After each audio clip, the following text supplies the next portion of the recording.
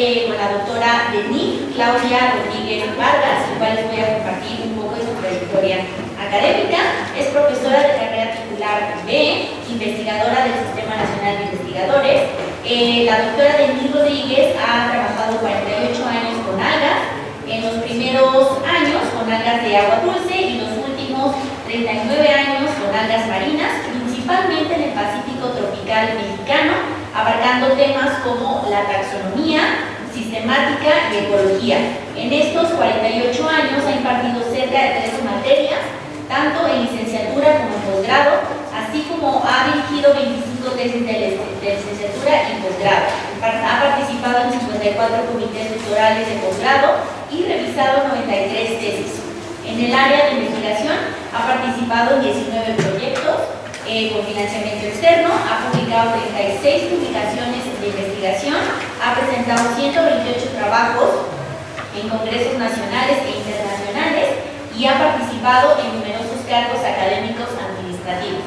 En esta ocasión nos va a platicar sobre el sargazo, y entonces el título es "El sargazo perdió la brújula, es nuestra culpa". Por favor, demos la bienvenida a la doctora.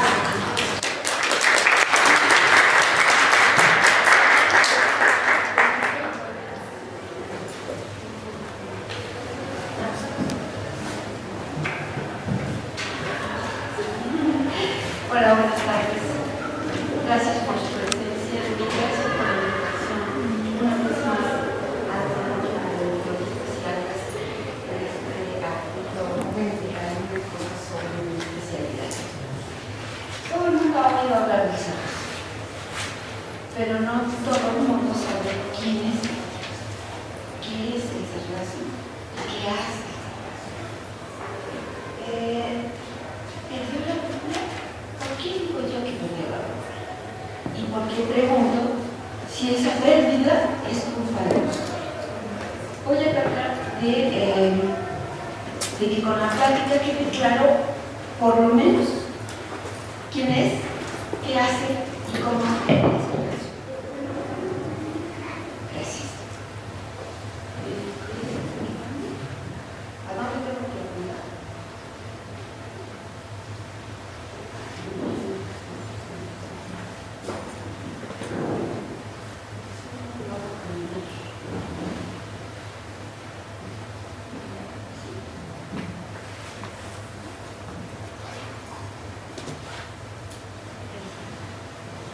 Aquí tienen una imagen aérea del Caribe mexicano.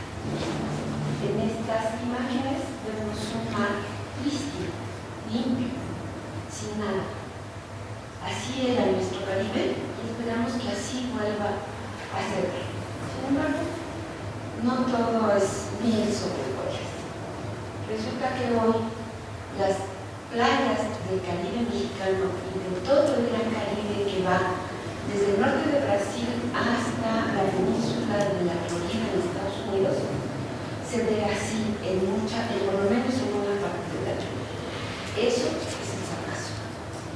Se ve, si se fijan, están las embarcaciones varadas y la gente camina sobre ese sargazo.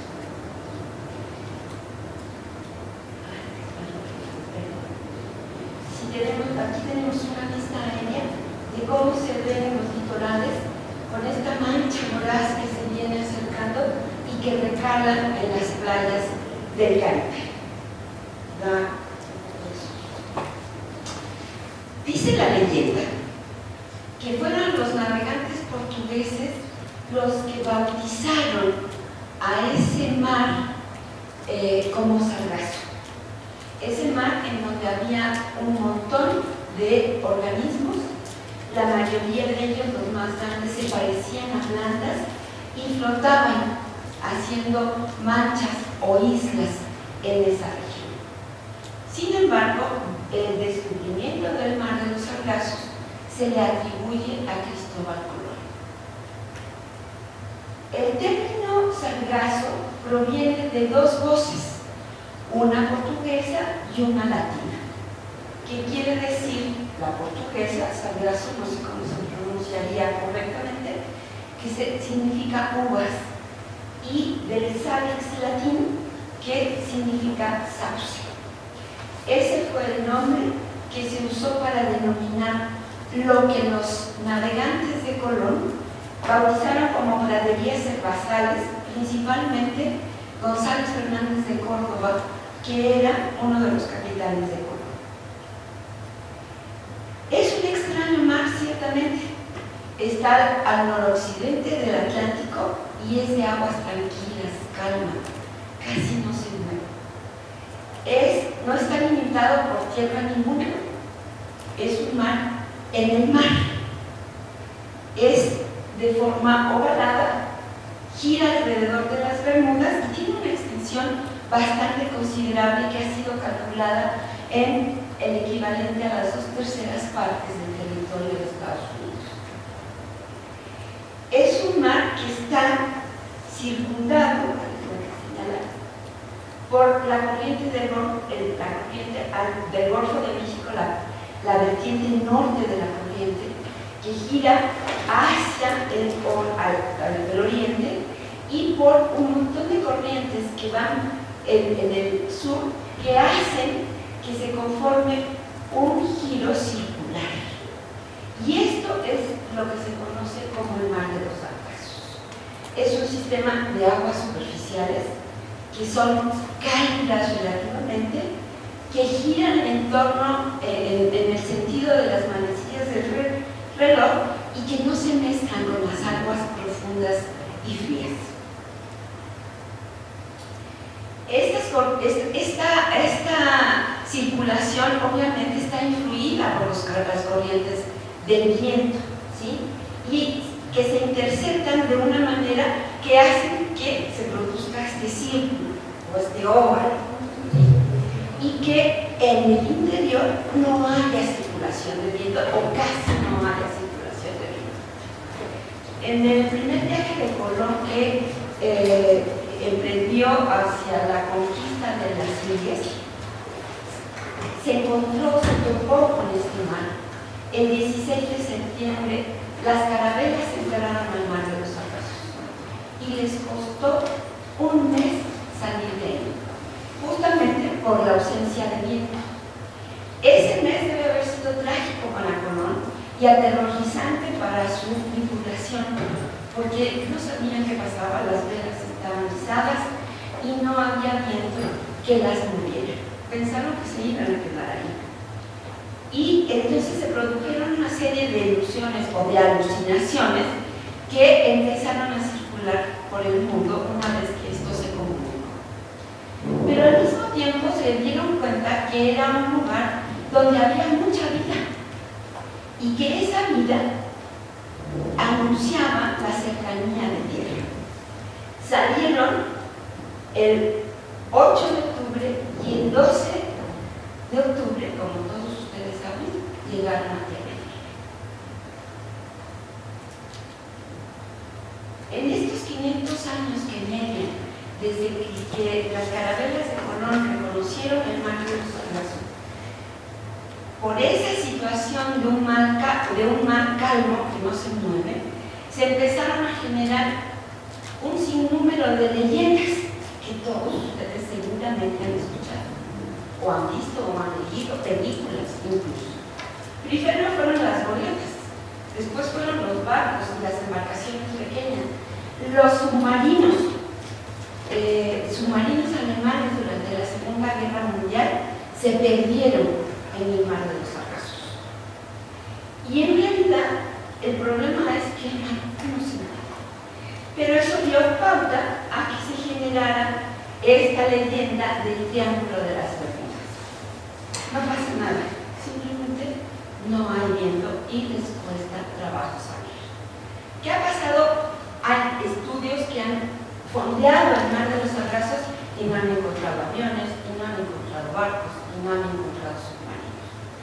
Sí, hay un relato de esta goleta, el Ellen Austin, que dicen se encontró, bien, es un barco antiguo, que se encontró intacto, con las velas izadas, pero sin tripulación.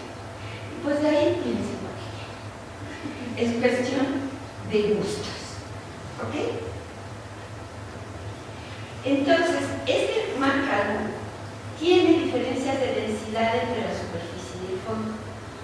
no hay mezcla.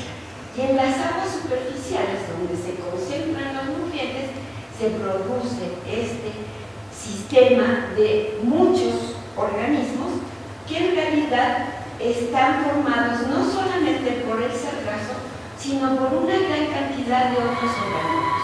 Hay una flora y una fauna que es más o menos, ha sido caracterizada como una fauna típica, de fauna y flora típica del mar de los sargazos, en donde hay desde invertebrados hasta tortugas. Y por supuesto, muchas algas que crecen de manera epífita sobre el sargazo. Incluso se sabe que hay organismos que viajan desde las costas mediterráneas, desde Europa, y que llegan al mar de los sargazos a desovar y luego se mueren. Esos pueblitos reclutan, se desarrollan y los juveniles permanecen en el mar de los sargazos por un año. Ahí alcanzan una talla suficiente y las capacidades como para nadar de regreso al Mediterráneo y seguir su vida y su desarrollo normal. Cuando se van a reproducir, vuelven a emprender el viaje, van hacia el mar de los sargazos y se cierra el ciclo produciendo nuevas generaciones de estos que son anguilas, son varias especies de anguilas que hacen este mismo recorrido año tras año. Entonces lo que tenemos en realidad es un ecosistema único en Océano Índico. No hay algo más que se le parezca. Creo que lamentablemente lo que más se parece ahora a esto son las islas de basura que circulan por los océanos. Lo cual es muy grave. Pero ¿quiénes son estos? ¿Quiénes son los sargazos? ¿Y por qué es importante saber quiénes son? Ok, son algas. Son algas del género sargazo, aquí tienen la clasificación completa, que fueron descritas por primera vez el género por Carlos Charles Saga en 1820, o sea, hace 2 siglos atrás. Y es una estructura compleja en donde se ven partes y por eso parecen plantas. Parecen hojitas, pero no lo son láminas, son filoides, tienen tallos, no son tallos, son ejes, y tienen estructuras reproductivas y tienen estas estructuras que son unas vejigas de aire que les ayudan a la flotabilidad y se llaman aerocistos. No son plantas, realmente están muy lejos de, filogenéticamente hablando, de las plantas. Aquí un esquema, un cladograma circular para que vean cuál es la distancia entre el reino plantario, que está definido ahora a partir de cloroplastos originarios por una primera endosimbiosis, y resulta que las hojitas en general, no solamente sargazo, pero sargazo incluido, vienen de otro grupo que está muy lejos y que son producto de una segunda endosimbiosis. Los organismos que recibieron a los cianofitas que pasaron a ser cloroplastos o plastos fotosintéticos entraron en un organismo que ya era eucariote. Y en el caso de las plantas, en esa primera endosimbiosis fue un procariote con otro procariote. ¿Sí? Entonces, filogenéticamente están tremendamente lejos. El grupo se llama estramenófilos y dentro de ellos están las algas pardas, que son las Pheophyceae. Dentro del género sargazo se han producido alrededor de 500 nombres específicos. Sin embargo, solo hoy, actualmente, 361 se consideran especies válidas, reales, y la mayoría de las especies son bentónicas. Solamente 2 son pelágicas, es decir, viven flotando. Y esas son Sargassum natans y Sargassum fruitans. Ese sargazo está constituido por estas 2 especies. ¿Sí? Y desde hace 5 siglos o flotaban tranquilamente en el mar de los sargazos. ¿Cómo fueron a dar estas especies? ¿Por qué son pelágicas o cómo surgieron las especies pelágicas?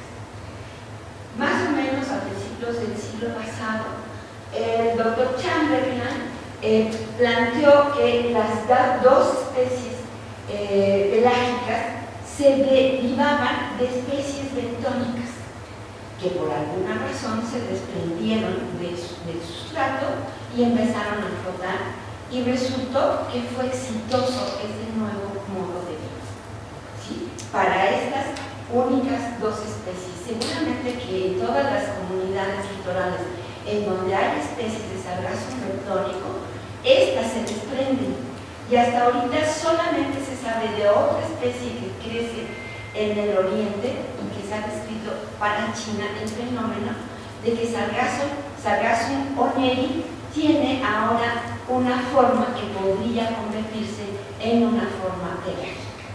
Pero por el momento solamente dos son las formas pelágicas y son estas que constituyen a los sargazos.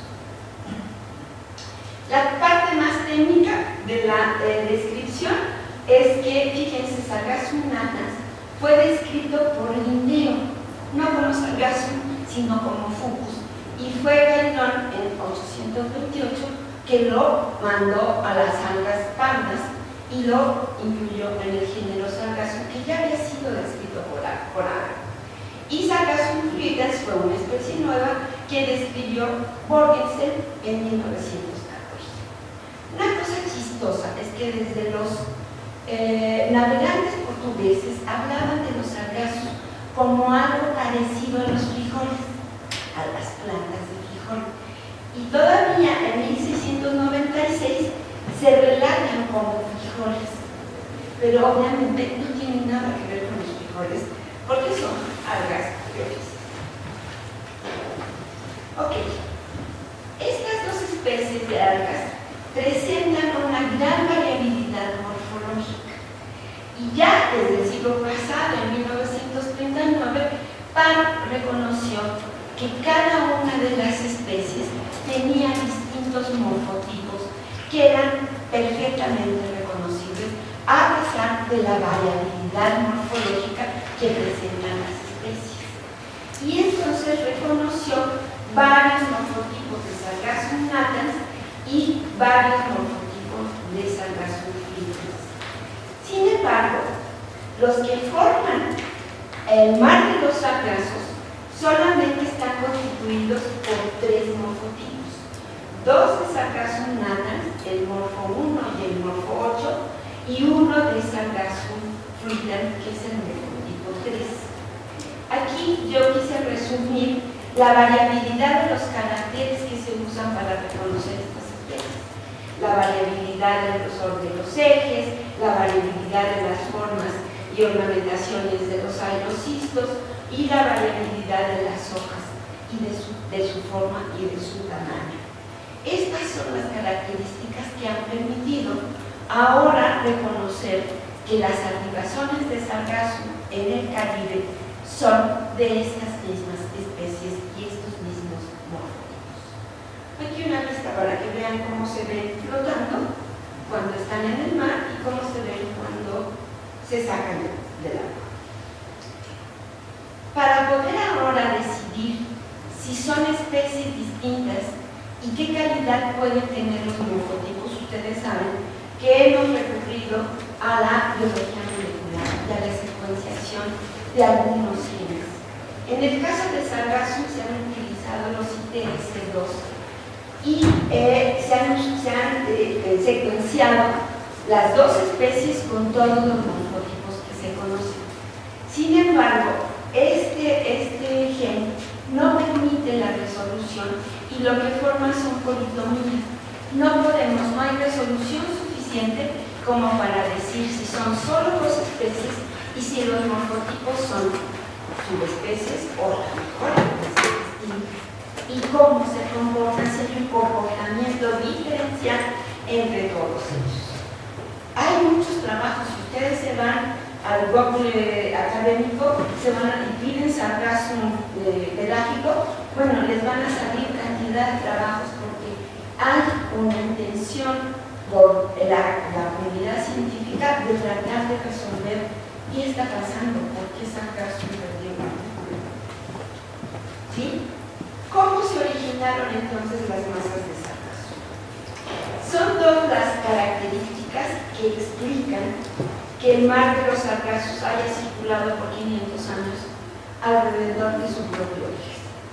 Es la circunscripción que hacen las corrientes y el aumento de la biomasa a partir de una capacidad que tienen muchas algas, pero que también tienen los sargazos flotantes, que es la de fragmentarse y a partir de cada fragmento potencialmente originar un nuevo individuo completo.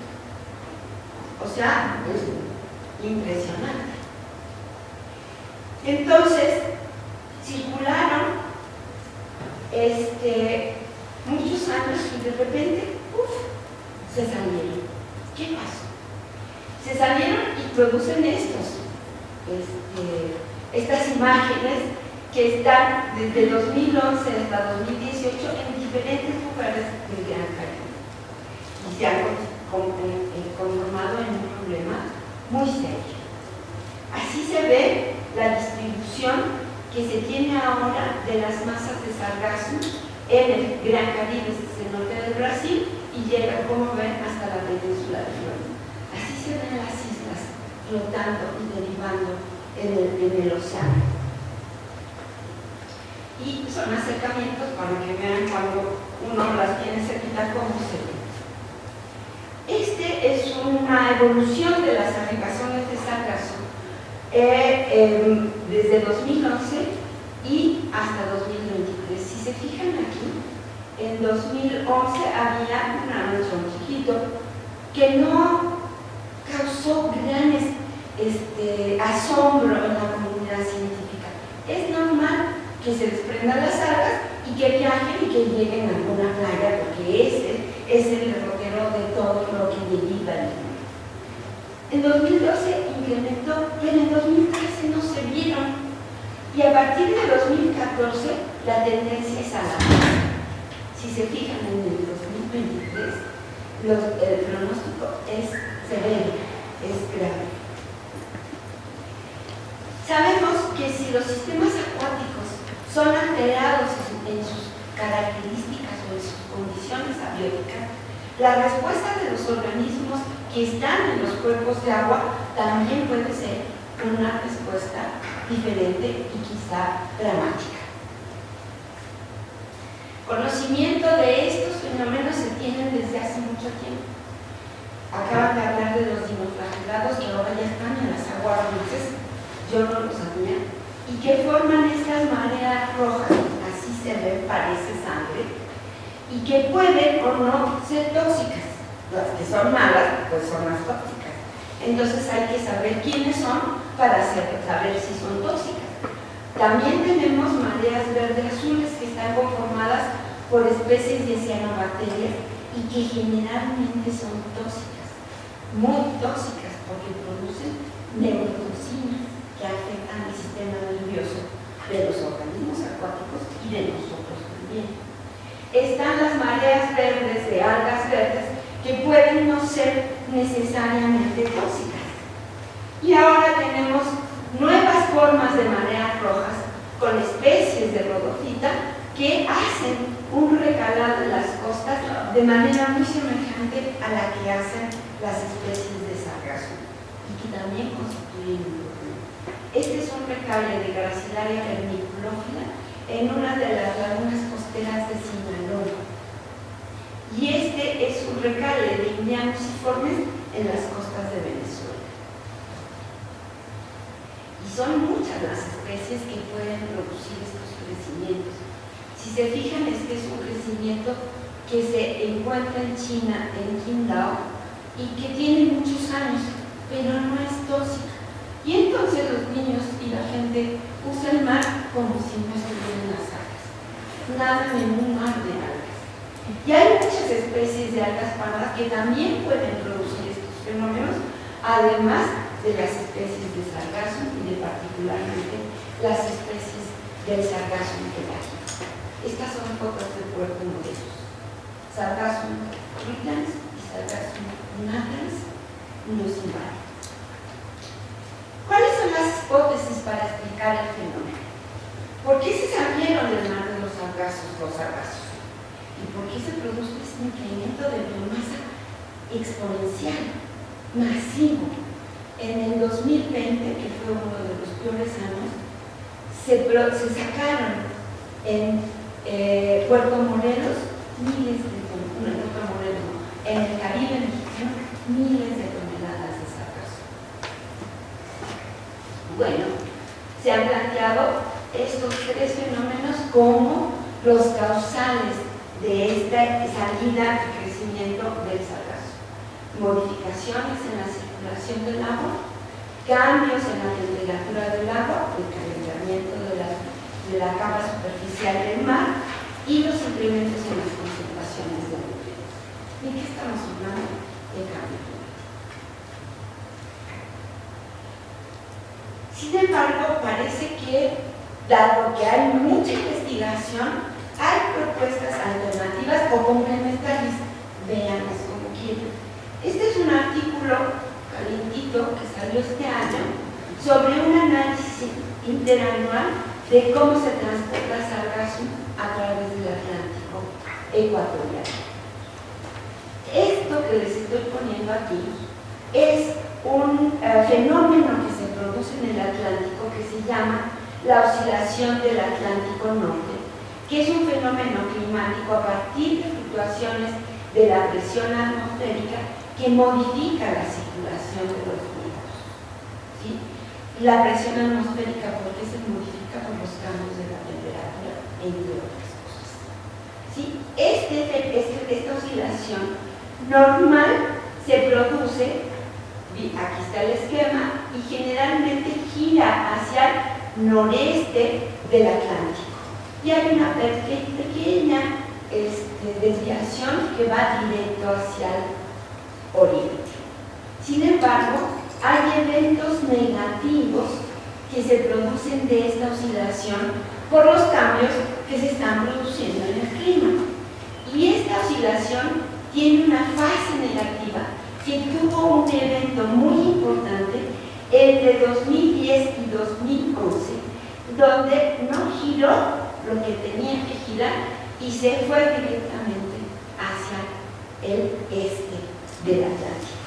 Y eso es lo que creen que pudo haber modificado la circulación del sargazo. ¿Cómo hicieron cómo llegaron a esta conclusión? Hicieron una observación experimental muy interesante que no les puedo explicar en toda su magnitud porque pertenece al ámbito de la oceanografía física. Pero les cuento rápidamente que el estudio se hace con unas simulaciones del seguimiento de las partículas de Lagrange, un físico, que estableció los cambios de trayectoria de las partículas en un fluido. Y además utilizan otros instrumentos de oceanografía física que permitieron ver cómo se movía el sargazo a lo largo de la década. Y la conclusión es sí, el evento negativo de la circulación en el Atlántico pudo haber derivado en la salida del sargazo de su circulación normal. Y eso fue el acabose. Así perdió la vida del sargazo.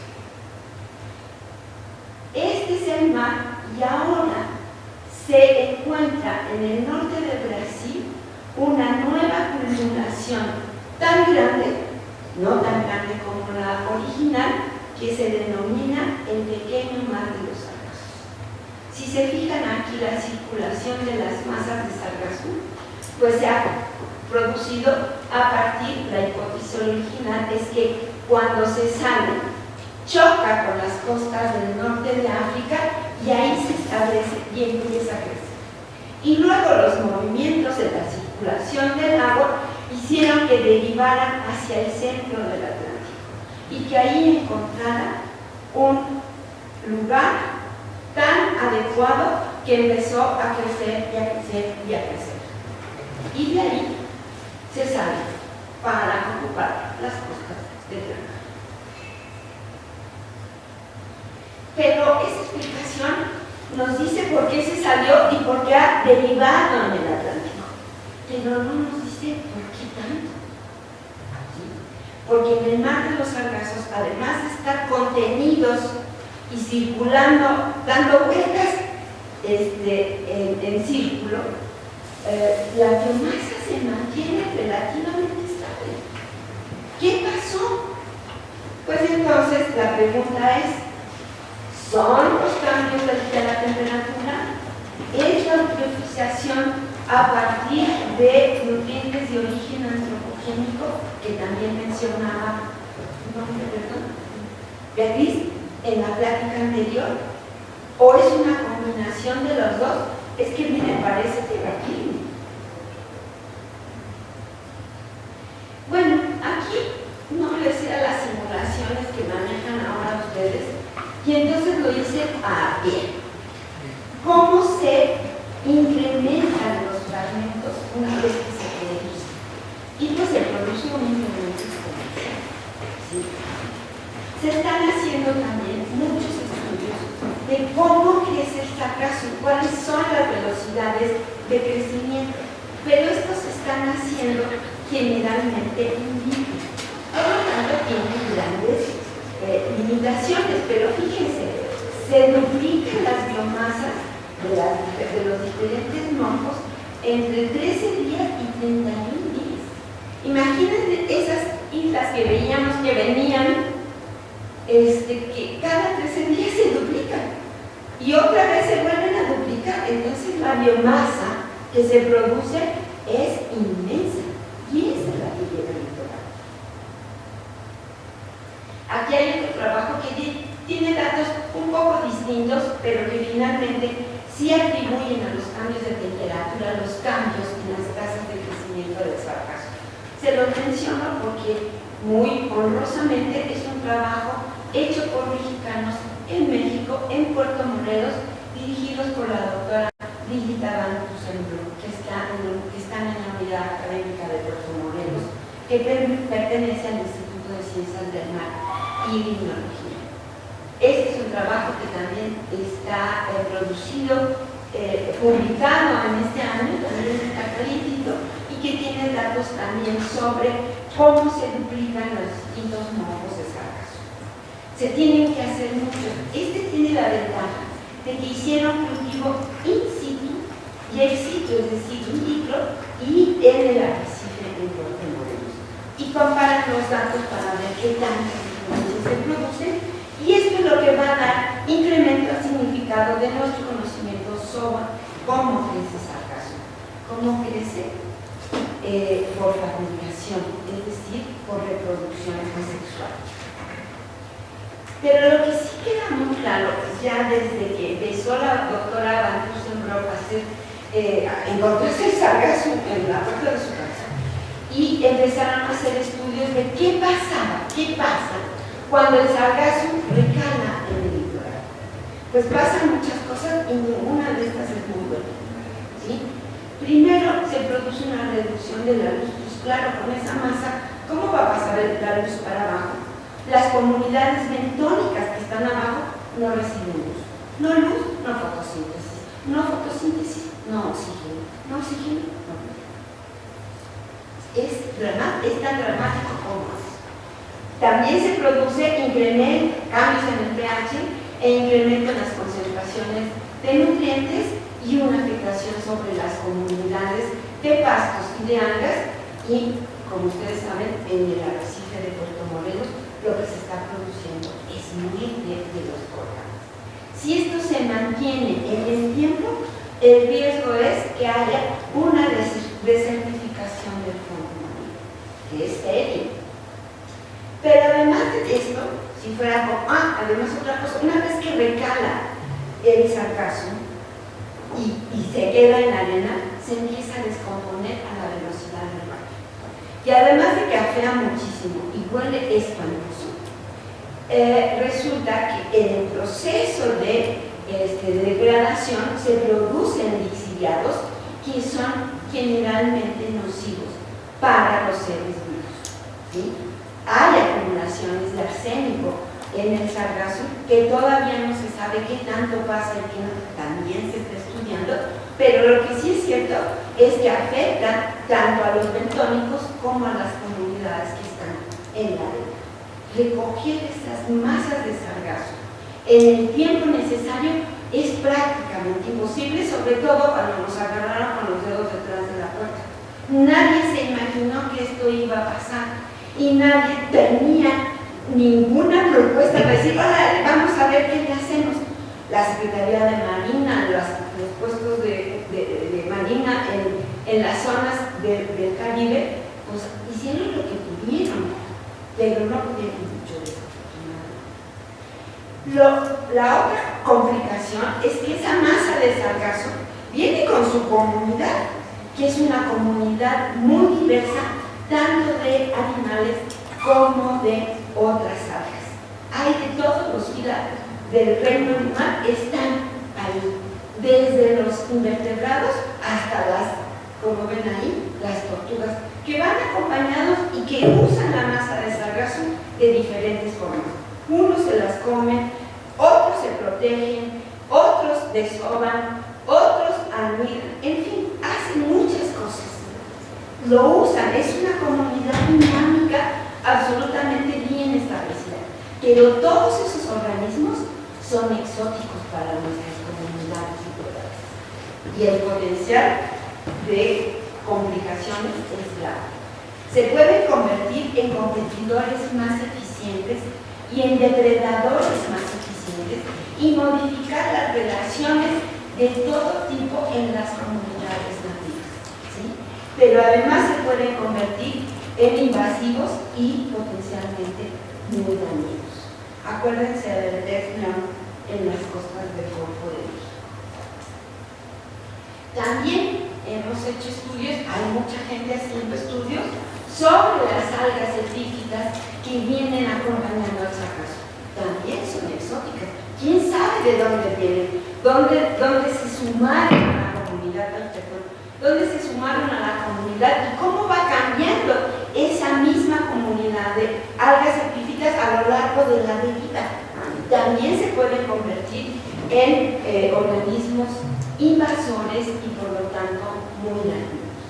En los estudios que nosotros hemos hecho, tanto con la doctora Van Rosenblum como en Miami, nos hemos encontrado que pueden venir epífitas de todas las divisiones de algas. En el último estudio que hice el año pasado de Misamático, solamente encontré 2 especies de Cyanobacteria. ¿Qué quiere decir esto? ¿Quién sabe? Es decir, ¿de dónde las traen?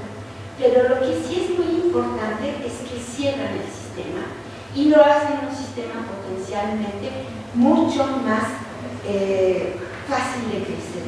¿Por qué? Porque como ustedes saben, las cianobacterias son las únicas que pueden fijar nitrógeno atmosférico. Y ese nitrógeno se lo comparten al sargazo, que lo usa en todas sus rutas metabólicas. ¿Sí? Y pues crece, y crece, crece. Para las xenofitas parece ser que solamente son sustrato, van felices creciendo sobre el sargazo, paseando por el Atlántico. Pero eso, ¿qué significa? Que va a crecer más que el sargazo. Esperemos que no. Y otra cosa que es muy importante, que no sabemos, de lo que no sabemos prácticamente nada, es que el sargazo tiene un ciclo de reproducción sexual muy complejo, ¿sí? Y muy difícil. Cada huevo producido es potencialmente un huevo difícil. Pero no sabemos qué pasa. ¿Se reproduce sexualmente mientras va viajando? Lo que incrementa el potencial de variabilidad o incrementaría. Se conservan, dado que son morfos de la misma especie, su capacidad de recombinación, o se están separando y van a producir nuevas especies en nuestra vida. ¿Y cuál es la frecuencia de recombinación? Pero finalmente lo importante es cuál es la variabilidad genética que se va a producir y qué tanto esto va a afectar a la dinámica de ese sistema. Y ese sistema, ¿cómo nos va a afectar a los sistemas que nos hagan? No sabemos. Hay mucho por estudiar y espero que haya mucha gente que lo pueda seguir haciendo. ¿Cuál es el problema más importante? Hay que detener al sargazo antes de que llegue a las costas y que eso nos permita hacer acciones que mitiguen, que erradiquen o que incluso restauren nuestros sistemas que ya se están viendo muy afectados. Hay muchas propuestas y hay mucha gente trabajando. Este es el resultado de un trabajo, de un proyecto que se hizo en Puerto Morelos con la doctora Van Tussenbrock y su equipo, al que me invitaron a participar. Un proyecto multidisciplinario que lo que pretende es establecer un protocolo de diagnóstico temprano para poder contener y tratar de resolver. Aquí se hicieron estudios que van desde la oceanografía física, cómo se mueve el sargazo en mar abierto, cómo se mueve el sargazo, a qué velocidad, ya llegando al litoral y qué tanto se mezclan las islas, hasta estudios de la fauna acompañante, la fauna móvil, todos los que vienen ahí junto con el sargazo, los epibiontes, tanto animales como las algas, las epífitas. Esa fue la parte del trabajo en la que yo participé y que ya entregamos el informe como una forma de, miren, así a lo mejor podemos avanzar un poquito. ¿Sí? Pero hay que tener en consideración que no todo es malo, ¿sí? Y que hay que explotar esas cosas que son buenas. En mar abierto, el ecosistema no le hace daño a nadie, no solamente no le hace daño, sino que es refugio para las tortugas y para muchos peces. Incluso ya se reconoció un pez que es endémico de las islas de sargazo, que le han llamado pez sargazo. ¿Sí? Entonces, si lo contenemos en mar abierto, podría ser benéfico, porque podría ser una forma de bioremediación en el océano, porque ¿qué hacen? Captan CO2, captan nutrientes y lo usan para su funcionamiento. Entonces, no todo está mal, siempre y cuando lo contengamos en mar abierto. Entonces, la mejor opción es no lo dejemos llegar. Pero eso tiene un significado. ¿Cómo voy con el tiempo? ¿Sí? Que implica trabajo multidisciplinario, una infraestructura muy grande y sobre todo muy grande. ¿Sí? Se han hecho ya varios esfuerzos. Entonces se han propuesto estos contenedores de sargazo que detienen el sargazo que viene de mar abierto, lo contienen y evitan que haya fugas en la columna de agua. ¿Sí? Pero imagínense de qué tamaño tienen que ser esos contenedores. Estos contenedores podrían evitar que el sargazo se fermente rápido y entonces hay que recuperarlo desde el mar para que empiece a fermentar en las embarcaciones, no en la playa. Pero imagínense lo que eso significa en términos de inversión. ¿Sí? El sistema en su conjunto propone varias etapas para contener, recuperar, trasladar y procesar el sargazo, porque el sargazo se puede procesar. Pero ¿saben cuánto se necesita en millones de dólares? Esto no puede hacerse por particulares. Esto no puede hacerse por nosotros los científicos que tenemos 20,000 pesos de presupuesto al año. O sea, no se puede. Tiene que ser una disposición gubernamental. Tiene que ser una decisión política del gobierno federal y de los gobiernos locales, y yo diría multinacional, porque entre Brasil y la península de Florida hay varios países que tienen el mismo problema y que deberían participar. Eso no sucede todavía. Aquí es una foto de cómo se ve el dispositivo desde ya instalado en el mar, aunque se han instalado muchos, y funcionan por lo menos en la contención, pero luego cómo la transportan, pero luego cómo la trasladan, pero luego cómo la procesan. Eso es un problema que hay que resolver. Se pueden hacer muchas cosas. Este sistema que se ve muy complejo es para producir biogás a partir del proceso natural de fermentación del sargazo. ¿Sí? Ya hay muchos proyectos pequeños de particulares que viven el problema cotidianamente y que han dado algunas alternativas que son parciales y que pueden ser muy útiles, pero que no resuelven el problema en su conjunto. Por ejemplo, se están haciendo ladrillos para construcción. Sin embargo, todavía no se tiene una evaluación técnico-científica que diga si estos ladrillos de sargazo ya no son tóxicos o ya no pueden emanar este tipo de fluidos o de sustancias que se producen una vez que se empieza a fermentar el sargazo. ¿Sí? Se está estudiando, todo esto se está estudiando en pedacitos. Tampoco se tiene muy claro si en términos de la temperatura interior son benéficos, porque si se van a constituir en hornos, pues no sirven para vivir. ¿Sí? Entonces habrá que ver todas estas cosas para poderlo implementar de manera masiva. Porque a esto le damos una pintadita y que va por cualquier pared.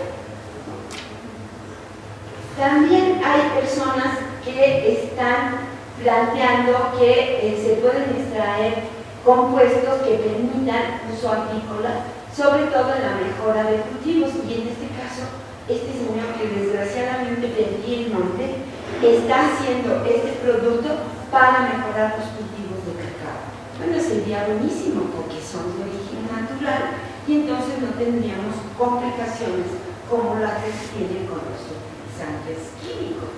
¿Sí? Se están haciendo sargazos con suela de sargazo, que está usando PET, toda la parte de arriba está hecha de PET y la suela está hecha de sargazo. También se están haciendo souvenirs, se están haciendo artículos de uso doméstico. Todo esto se puede hacer y seguramente mucho más, como este tipo de equipos que son calentadores, que están hechos a base de sargazo, calentadores de agua. También se están utilizando como complementos en la dieta del ganado. Este estudio es sobre ganado caprino. También se están usando como bioabsorbentes de metales pesados. Se pueden usar de muchas formas. La creatividad humana parece no tener límite y en ese sentido podemos usarlos. ¿Sí? Tradicionalmente el coloide que tienen las algas biofísicas se ha usado desde hace mucho tiempo en la industria farmacéutica y médica. De hecho, las películas que se usaban antes para fotografía y las que se usaban para las radiografías tenían el plástico, lo que parecía plástico, en realidad era alginato. ¿Sí? Y ahora ya no se usan así porque ya la fotografía y la radiografía digital lo desplazó a los alginatos, pero se siguen usando los dentistas, siguen usando esto para sacar impresiones, y hay una nueva forma de uso de los alginatos para producir biopolímeros y cápsulas de biopolímeros que permitan la inclusión de medicamentos de lenta liberación. Los primeros experimentos que se han hecho es con insulina para el tratamiento de los pacientes diabéticos. O sea, hay muchas cosas en las que se puede seguir usando y contener esta biomasa y hacerla útil, revertir el proceso negativo para hacer un proceso, muchos procesos positivos para nuestra especie.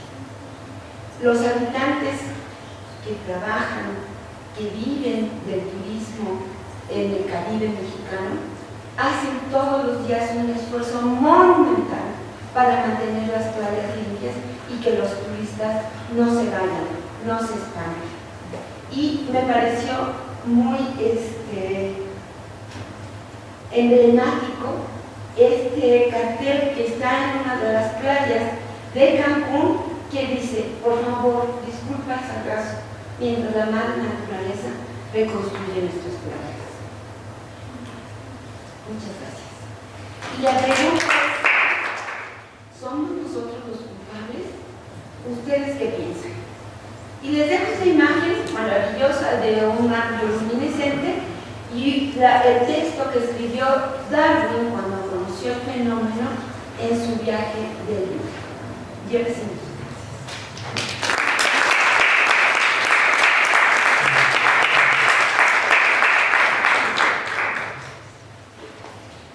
¿Preguntas? ¿Alguien tiene preguntas? Creo que es una observación muy interesante, doctora. En las playas de Cancún, lamentablemente por esta deriva de los sargazos, he observado que los entierran, ¿no? Me ha tocado ver que hacen los hoyos, entierran, pero lo que estoy escuchando que los están... No es la solución. Sí, los entierran, pero ahora cambian la coloración de la playa. O sea, totalmente diferente. Esto antes era blanco y ahora se está poniendo café pálido, no sé, digo,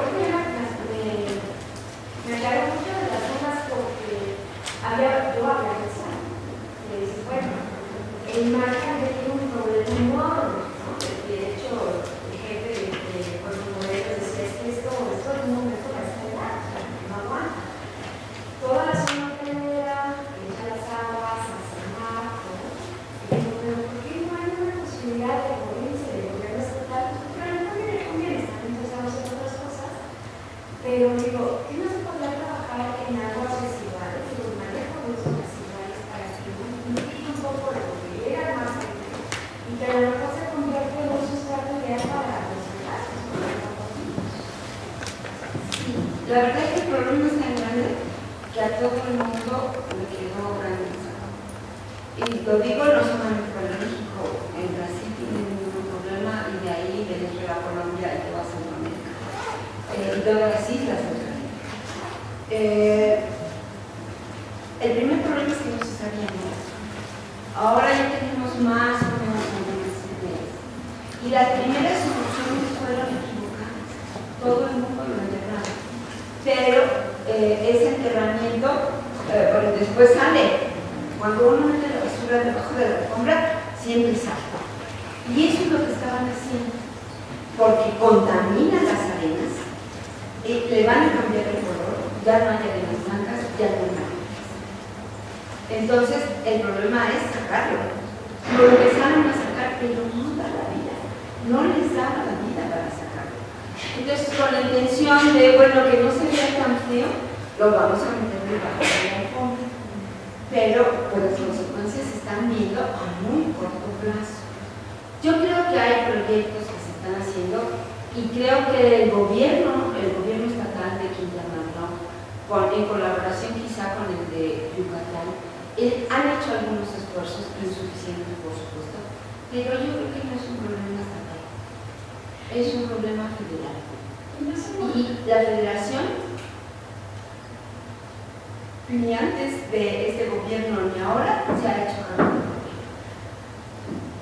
¿Sí? Yo fui invitada por el Senado de la República a un evento para analizar lo que estaba pasando con el sargazo internacional. Trajeron gente de varias partes y el Senado nos abrió, bueno, en realidad fue en relaciones exteriores, todos planteamos lo que queríamos plantear y hasta ahorita, eso fue antes de la pandemia, hasta ahorita, ¿quién sabe qué hicieron con eso? Entonces es un problema que tiene que tener una definición de los gobiernos federales, o sea, de los gobiernos centrales o federales, o sea, cual sea su versión en los distintos países. Si eso no se resuelve, o sea, si eso no se hace, no se va a resolver nada. ¿Sí? Afortunadamente, no sucede todo el año. Más o menos empiezan las primeras oleadas a fines de abril, principios de mayo, y terminan en noviembre. Se empieza a despertar, ya no llegan. Tampoco sabemos por qué. ¿Qué tanto cambian las corrientes litorales como para que ya se quede contenido en el pequeño mar y ya no vengan? Nadie sabe por qué. ¿Sí? Entonces son muchos los ámbitos de investigación y trabajo que hay que abordar, y la verdad es que lo que se requiere es que alguien diga, sí, váyanse a trabajar en esto. Ahora el Instituto de Ciencias del Mar sacó, creo que fueron 2 o 3 plazas específicas para nuevos académicos que trabajaran sobre esa área, solamente